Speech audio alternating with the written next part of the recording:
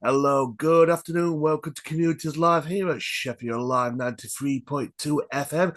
Chris Zanelli here, and I'm with Paul Brocklehurst. Good afternoon. Good afternoon, Chris. I've just read this report, and it's absolutely shocking when I read it. Almost 23,000 young people will face homelessness this Christmas as charity warns of lasting impact on mental health. I mean, 23,000 people. That's extraordinary. It's a huge number, and it's hard to picture. We can also break that down by region. In Yorkshire and Humber, it's 1,600 young people facing homelessness this winter, and even one is too many. We know how distressing it can be for people to be on the streets, and it not only affects their physical health, but also we're seeing a big increase in people's mental health being affected as well. A lot of the people we speak to are massively distressed by it and tell us that their mental health has been impacted. And I've got to say, it's not just only around Christmas, but it's all year round as well that you see homeless people, unfortunately. And again, it's like, what can we do more to help people like them? What can we do more? It's a huge problem, and like you say, you're right. It is all year round. We take calls and we speak to people in need right the way through. We do get busier at winter time as it gets colder. People know that they can't even spend one night out there. In terms of how we fix it, it's a big job, and it ultimately requires systemic change. It requires the government to commit to ending homelessness, and sadly, it requires a lot of money to fix it. It's about making sure that local authorities have enough resources so they can support everyone in their area. And we know right now they don't. Every day we speak to somebody that's been turned away wrongly by their local authority, that's they should be getting help, but they've not been able to get through, not been able to get in touch with them. And I've got to ask Paul, what would you like to see the government do more to try and tackle homelessness? We can do so much on our part, but it's like you say, it's a massive problem, and everybody needs to get involved, really, don't they? That's it. And various governments have said, yeah, we'll try and tackle rough sleeping. I think sometimes governments can focus a bit too much just on the rough sleeping aspect, and Yeah. that's because it's visible. But actually, homelessness, again, particularly for young people, that might be people that are sofa surfing, that might be people that are sleeping in their car, people that are in temporary accommodation, and all of those have big impacts on people. So it's about tackling homelessness as a whole. It's looking at tackling it strategically and saying, look, actually, let's focus on the root causes. But youth homelessness, one of the biggest causes is family breakdown, and families being under a lot of pressure. Again, sometimes that's about cost of living, but sometimes it's just about societal pressures. It's about perhaps not accepting the young person's sexuality. It's about just making sure that families have enough support as well in place. But yeah, fundamentally, government needs to have a plan to ending homelessness, not just rough sleeping, but in full, and providing the resources that's needed so that we can all fix it. I absolutely agree, Paul. It's like you said. I think, like you said, the government are too focused on one thing, but it's all right solving one problem, but we're not solving the bigger issue, and that's the problem, isn't it? That's it. And it's only fixing the symptom.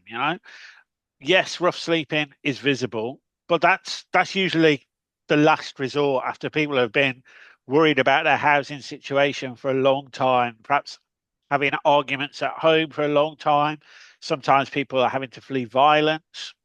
People can't afford accommodation in the private sector. We know that people are getting evicted. Section 21s, those no fault evictions where the landlord said, actually, I want to put up the rent, I want to get you out. And people find themselves very quickly they can't afford anything else. It's so expensive Yeah. that they're facing homelessness. And cost of living as well, that doesn't help as things as well. And unfortunately, more people are getting evicted due to the cost of living crisis. And it's for those people who are facing eviction and homelessness. I mean, what can we do to try and get help? What can we do more? Sure. So the first thing we'd say to anyone that's worried about their situation or is currently homeless is to give us a call. So we support anyone up to the age of 25. They can either give us a call on 0808 800 0661, or they can contact us through the website if they prefer, centrepoint.org.uk. And we can talk them through their options. We can provide that emotional support as well. We know it's really frightening and people can feel really desperate when they don't know whether they're going to have somewhere to stay, whether it's tonight or next week. So we're trained and expert in providing all that support. And I want to ask as well, Paul, because I want to get out how serious this issue. And I mean, it's a very serious topic, and I want to talk about the mental health side and the physical side. So, I mean, what are the telltale signs? What can you tell? So you may not be able to tell. So we Okay. know, again, we speak to people that are maybe sleeping in their cars, Yes. but then still going to work and trying to hold down a job and perhaps, having a wash in the toilets at work and trying to hold it down. I mean, they're going to be tired. Yeah. They're perhaps going to be under more pressure, but you may not know because people are trying to just keep going. And it's something that can happen to anyone. I think the challenge is just making sure that everyone knows that there's support available to them. And that's why it's so great that we can be on shows like yourselves to be able to spread the message. And I've got to ask as well. For anybody that doesn't have like access to a phone, or I mean, it's very rare now, or digital access.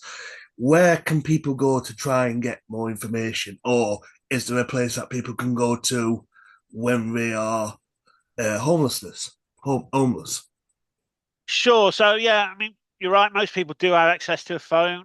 Um, but then sometimes, even if you've got a phone, if you're on the streets, it can be difficult to charge it up. You may not have credit. So very often we point people in a direction. Local libraries are still brilliant. You can get online. Very often it's somewhere warm as well, at particularly this time of year, and get in touch. But the other thing we can do on our service, on the helpline, is we can point people in touch with local services. So we can say, actually, okay, you're calling us from Sheffield. Here's some places where you can physically go in, so you don't have to try and borrow someone's phone or call from a call box. You can actually go here, and here's some of our partners that can offer you that support face to face as well. And I want to talk about the charity Centrepoint. So, tell us a bit more about Centrepoint. I mean, what are your services? What do you do? So we do a huge range of things. Fundamentally, we're about ending youth homelessness, but as we've talked about, that is a big, big job. Yeah. So, as well as our national helpline that's providing that crisis advice when people are really in trouble, we also do provide accommodation for young people. And it's not just a roof over their heads, it's real wraparound support. It's providing support for their mental health, it's providing them with skills and training, it's supporting them into a job, which we know is one of the key ways that people can get out of that cycle, and giving them confidence as well, giving them that self-confidence and that that hope so that they can look forward to the future, move on from our services, and then don't have to worry about being homeless again.